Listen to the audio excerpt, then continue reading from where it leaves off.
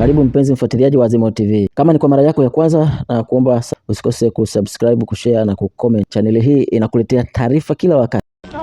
Ilikuwa hapo tatizo mpaka na mifupa imebaki.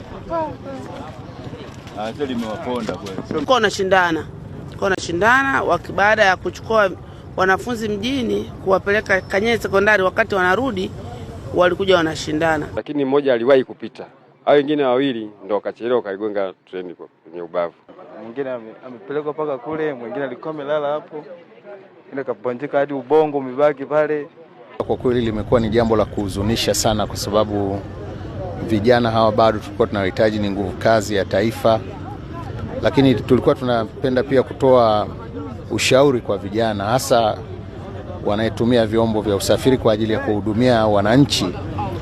Tunasema itakuwa ni jambo zuri sana kama endapo watakuwa wanatumia vyombo hivi vya usafiri wakizingatia usalama barabarani. Namna ya kutumia vyombo katika sehemu kama hizi za njia panda, ni vizuri sana kuwa katika mwendo mdogo na kuangalia usalama wao kwanza.